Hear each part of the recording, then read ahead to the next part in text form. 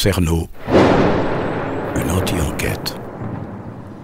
Épisode 142. 3, 2, 1. C'est le matin. Je suis quelque part dans Paris. On m'a demandé de ne pas dire où j'allais. Et je me dirige vers un entrepôt de Radio France, qui n'est pas la maison de la radio, dans lequel se trouve un dossier qui contiendrait d'innombrables articles de presse sur l'affaire Paulin, mais aussi sur les meurtres des personnes âgées en France. Alors on m'a autorisé à consulter ce dossier et je suis en contact avec un certain Thomas, qui est un auditeur de Cerno et qui travaille là-bas. Je ne l'ai jamais rencontré, mais on s'est écrit bien sûr pour organiser le rendez-vous.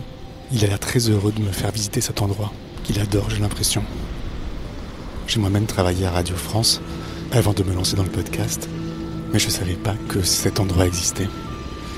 Le secret est bien gardé, donc j'espère trouver des informations, des détails sur les meurtres.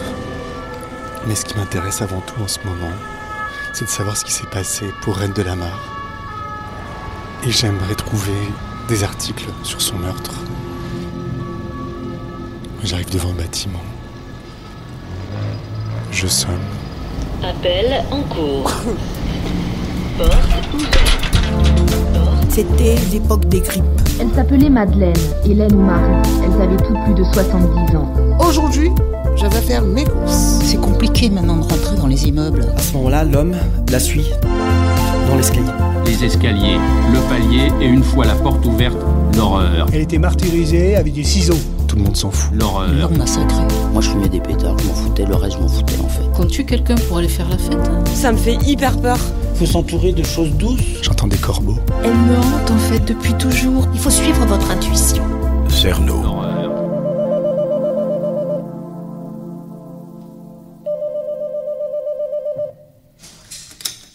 Bonjour. Bonjour. Bienvenue. Merci. Ça C'est va ? Thomas ? Oui. Julien, enchanté. Bienvenue. Enchanté. Merci. Tu... On se tutoie, hein ? Très bien. Ouais. T'as trouvé sans difficulté ? Oui, sans problème. Voilà. C'est très sécurisé. Oui, c'est un petit peu volontairement planqué, mais bienvenue.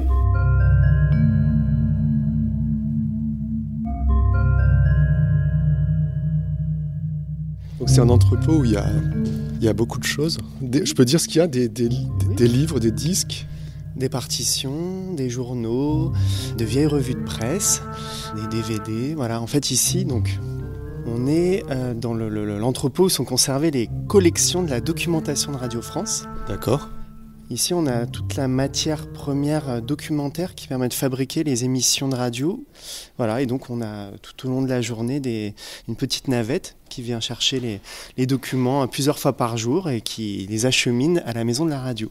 On peut dire pourquoi c'est secret ? Alors, on a quand même des choses de valeur.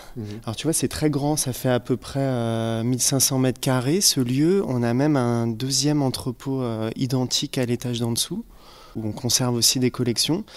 Ça a quand même de la valeur, d'où le fait qu'on ne rend pas forcément public l'adresse de ce lieu. Il y a des centaines de milliers de disques, c'est une des plus importantes collections du monde. Elle est très ancienne aussi, elle a été constituée à partir de la fin des années 30 et donc il y a des choses extraordinaires, des documents anciens précieux, mais ici c'est notre outil de travail. C'est l'outil de travail de la radio, donc quelle que soit la valeur, l'âge du document, que ce soit un disque, une partition très ancienne, on se sert de tout, donc tout ce qui est ici a vocation à être utilisé. Et toi tu fais quoi ici ? Donc ce que je fais ici, on a une petite équipe, on traite les commandes de documents qu'on reçoit de nos collègues de la documentation qui sont à la radio.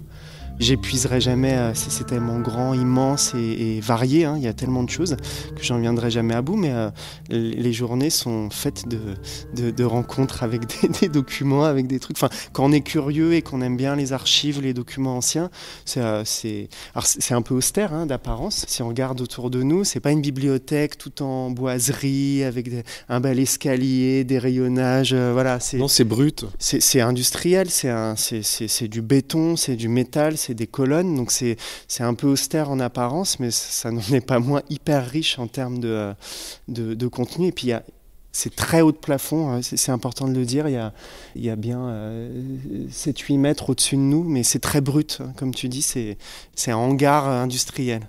Alors, quand on est au milieu des rayonnages, c'est vrai qu'il y a un côté un petit peu hors du temps. On peut perdre presque la notion des heures qui passent quand on reste longtemps au milieu des rayonnages, parce qu'il n'y a plus la lumière naturelle.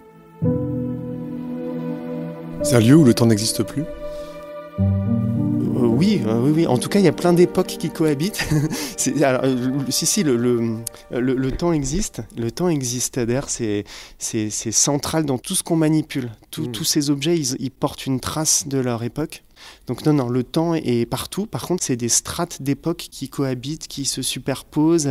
J'aime bien naviguer entre ces différentes strates. Voilà. Mais on passe notre temps à faire des allers-retours, effectivement, à faire des voyages dans le temps. Faut aller chercher, extraire, chercher quoi. Il y a un vrai plaisir d'exhumer parfois des choses qui sont enfouies. Voilà, et donc voilà un lieu où il n'y a pas un objet qui n'a rien à raconter. Tous les objets ont une histoire ici.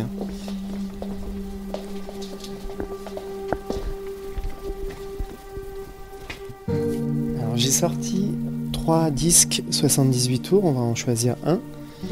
Donc les 10-78 tours, c'est les ancêtres des disques micro-sillons, de ce qu'on appelle les disques vinyles. Donc c'est les disques qui étaient fabriqués de la fin du 19e siècle jusqu'aux années 50. Alors on en a une collection très importante à la discothèque de Radio France. Oui.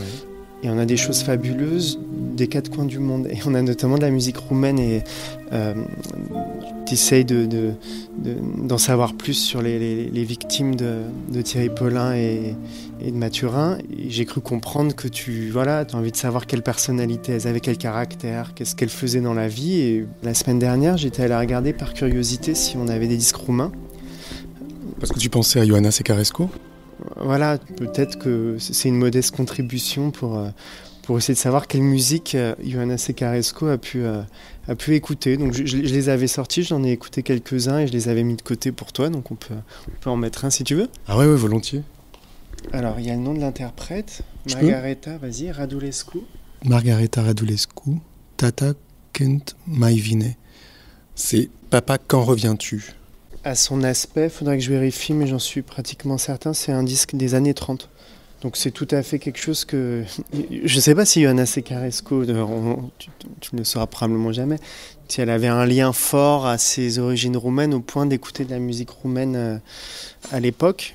En tout cas, je pense qu'elle était très curieuse, donc c'est possible. Je pense que c'est un disque qui a été pressé en Angleterre à destination du marché roumain, mais il a tout à fait pu être acheté par des gens effectivement avec un certain niveau de vie, en tout cas un certain niveau culturel en Angleterre, en France. Donc peut-être que des gens de la diaspora roumaine en France dans l'entre-deux-guerres pouvaient acheter des disques roumains. Je sais qu'il y avait un certain nombre de commerces à Paris où on pouvait acheter des disques comme ça. Voilà, mais ce sont que des questions qu'on se pose et de toute façon on n'aura pas la réponse. Il a presque 100 ans ce disque quand même, mais le son est très clair, il est en bon état, il a été bien enregistré, bien conservé aussi. J'imagine que cette question, Papa, quand reviens-tu je ne sais pas si Ioana Secarescu se l'est posée parce qu'elle savait que son père était mort. Mais elle devait beaucoup penser à son père et sans doute avoir envie qu'il revienne.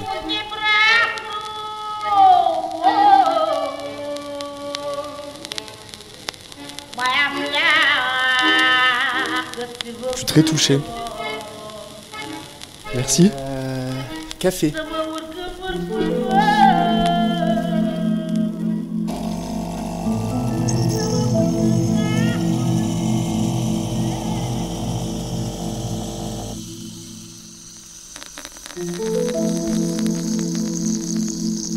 Donc tu es tombé sur un dossier Paulin ? On y est là. Le dossier sur l'affaire Paulin, il est exactement là où là. Autour de nous, là, nous avons les collections de la documentation d'actualité. Documentation d'actualité, c'est un service qui, depuis le lendemain de la Seconde Guerre mondiale, épluche, dépouille la presse quotidienne, les hebdomadaires, un certain nombre de revues, et qui alimente des revues de presse thématiques. Il y a 16 000 dossiers comme ceux-là qui nous entourent. Et en fait, dans ce dossier, se trouvent des coupures de presse Et des dossiers comme ça, on en a à peu près 16 000 ici. Et donc ce sont des revues de presse thématiques sur tous les sujets possibles et imaginables. C'est très impressionnant. Voilà.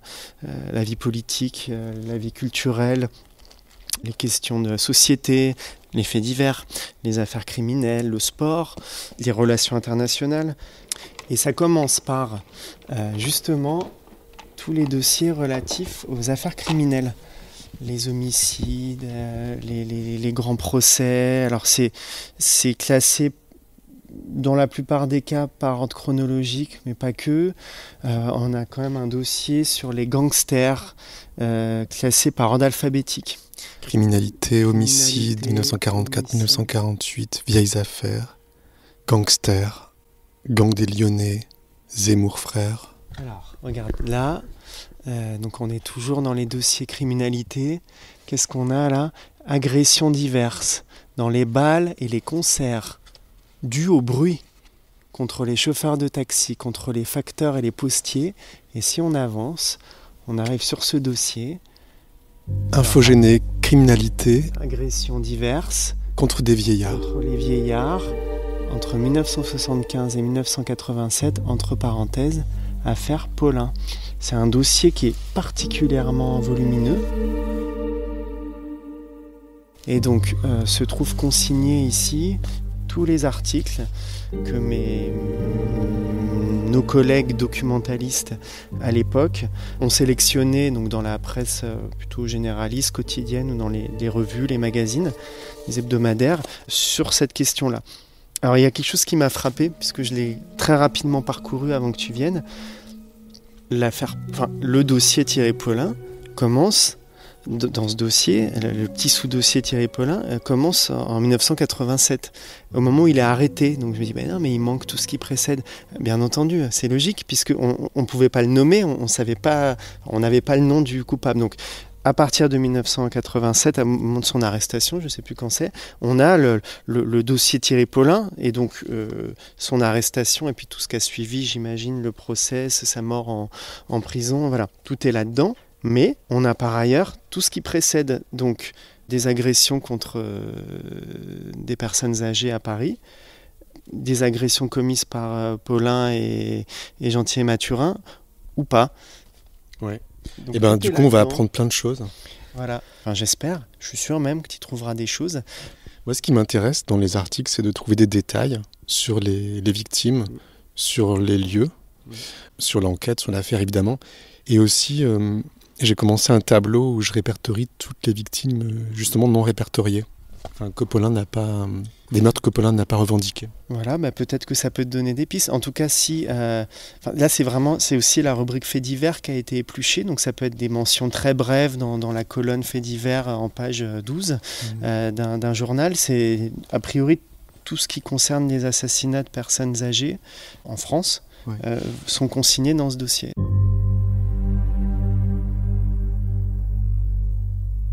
Au travail maintenant. Je suis pas loin en général. Voilà. Ok, merci, tout à l'heure.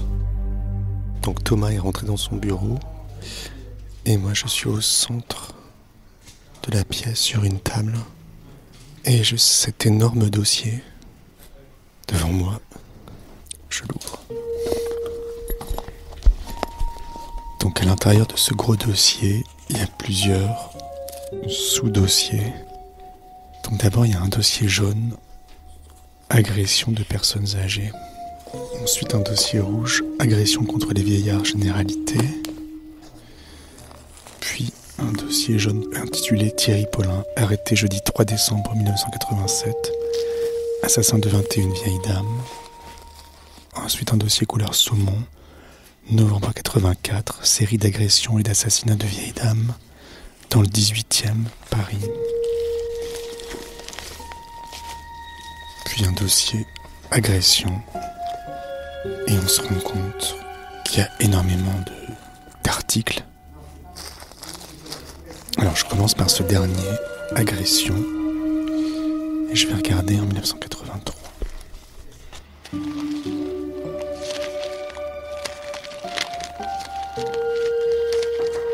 Je vois, l'année 83 commence le 18 mars dans Le Quotidien. Cour d'assises, le procédé lâche.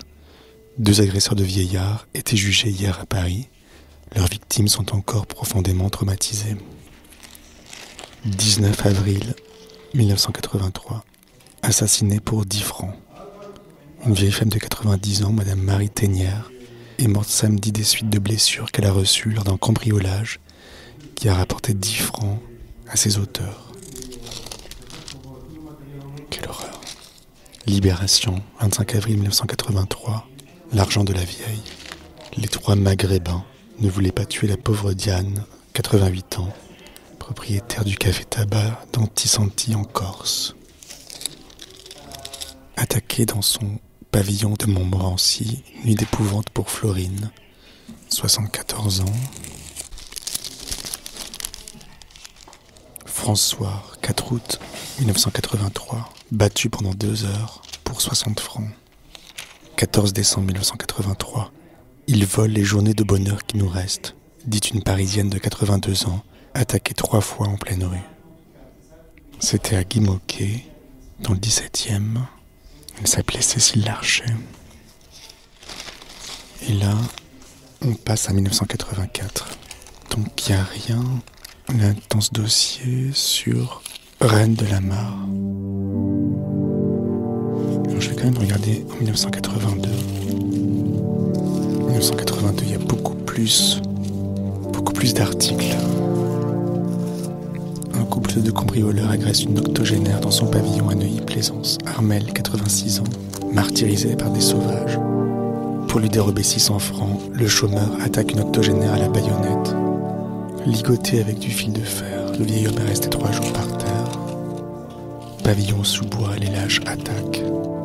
Nogent-sur-Oise, l'assassin de la vieille dame infirme, a tué pour une poignée de billets. On voit bien que Paulin et Mathurin se sont inscrits dans une pratique assez courante. Des personnes âgées tuées pour très peu d'argent. Crime crapuleux rue Chaptal, 9e. La vieille dame a été étouffée sous un oreiller. Madame Thirier. C'était en 1982. Crime sauvage à Saumur. Étranglé et achevé à coups de hachoir à 88 ans. 5 octobre 82, le sadique au ciseau s'est acharné sur la vieille dame de Saint-Mandé. Le Parisien, 23 novembre, à 86 ans, enfermé pendant 15 heures dans un placard par 2 malfaiteurs. Alors je découvre vraiment quelque chose que je ne soupçonnais pas. C'est l'étendue de ce genre de crime. 400 agressions pour voler de l'héroïne. 23 décembre 82. Le Figaro, une nonagénaire parisienne poignardée à l'église. Moi, je pense que je suis dans le mauvais dossier. Celui-ci, c'était les agressions. Il doit y avoir un dossier meurtre. Voilà, j'ouvre un dossier rouge qui commence en 1980. Donc là, le Figaro, le 2 février 1980, titré « 2 crimes en 48 heures dans la région parisienne. Personnes âgées, 2 points. Insécurité grandissante. » Toujours dans le Figaro, 16 juillet 1980. Les agressions contre les personnes âgées ont augmenté de 40% l'an passé. Le 3e âge pour cible. Le Parisien, 7 juillet 1982. Devant la poste, à la sortie d'une banque dans la rue, à leur domicile, les personnes âgées sont les victimes privilégiées des voyous. Les premières heures de l'été 1982 n'ont malheureusement pas failli à la tradition. Dans la seule journée d'hier, à Paris, dans les départements de la Petite Couronne, Seine-Saint-Denis, Hauts-de-Seine et Val-de-Marne, 23 agressions ont été commises, victimes faciles d'un côté, lâcheté quotidienne des malfaiteurs de l'autre. Le taux de criminalité ne cesse de s'accroître avec les beaux jours, les plus longs de l'année.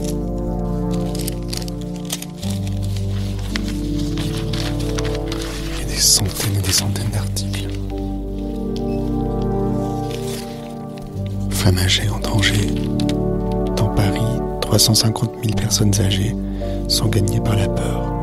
51 vieillards tués en 7 ans. Le Parisien, la peur s'étend sur la capitale. Henriette, 86 ans, tuée pour rien. Vieille dame étranglée avec son écharpe. Super mémé, elle jette un de ses cambrioleurs dans le vide et l'assomme d'un coup de bûche. passe à 1984 et Paulin et Mathurin ont déjà commencé à tuer. C'est vers 1986 qu'on commence à parler d'un tueur de vieilles dames. Ça continue les années suivantes. Crime rue Orfila, 20e. La vieille dame étranglée n'était pas méfiante. Le meurtrier de Francine, 79 ans, a brisé le bonheur tranquille des deux sœurs inséparables. Il a tué pour 1800 francs.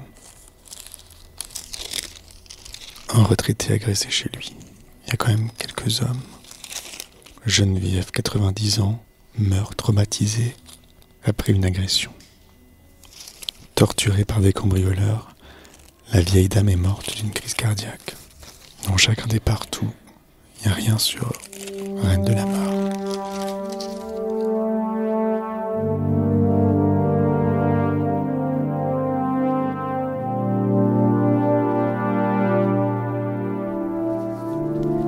Je vais essayer de retrouver Thomas dans le dédale des archives. Je le vois, il est tout au bout. T'es passé par l'autre côté ? Oui, je te cherchais. Alors, j'ai rien trouvé sur la victime que je recherche.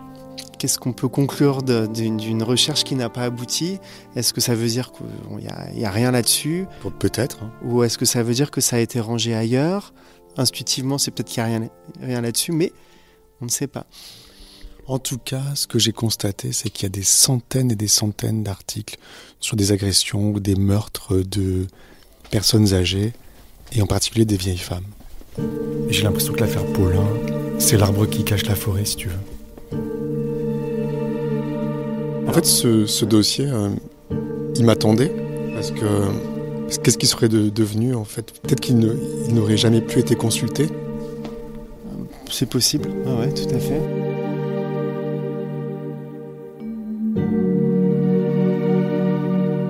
Merci Thomas, salut.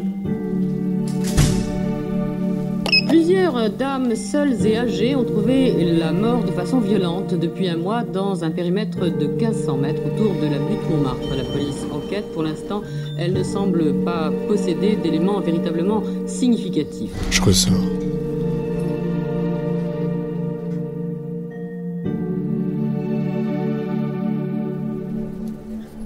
Trois, 2, 1. Il est 18h et je me rends chez un auditeur qui se prénomme Guillaume. Il m'a contacté sur Instagram pour me dire qu'une collègue de bureau à lui, qui s'appelle Marie, avait connu Thierry Paulin et qu'une copine de cette Marie l'avait encore mieux connu puisqu'elle était sa colocataire.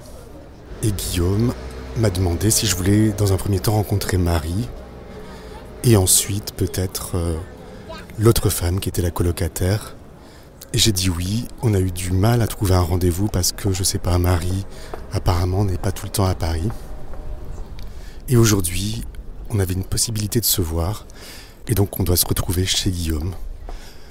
Mais en reprenant mes premiers échanges avec Guillaume, je me suis rendu compte qu'il m'avait dit que Marie avait connu Paulin au moment où il était coiffeur dans la marine. Et c'est justement la période qui nous intéresse, puisque je vous rappelle qu'on ne sait pas ce que Paulin faisait en décembre 1983, s'il était à Paris. Toute cette partie de sa vie est floue, on ne sait pas vraiment où il était. Dans les archives du commissaire laitier, il y a beaucoup de choses qui se contredisent. Et moi je voudrais savoir s'il aurait pu commettre le meurtre de Reine de la Mare. Et donc ça tombe très bien que Guillaume m'ait contacté. C'est dingue comme les choses m'arrivent, comme sur un plateau. Alors je suis devant chez Guillaume.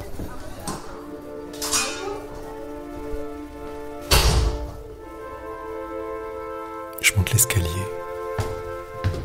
Ça m'inquiète toujours un peu d'aller chez quelqu'un que je connais pas. Bonjour. Julien. Enchanté. Enchanté. Merci. Merci.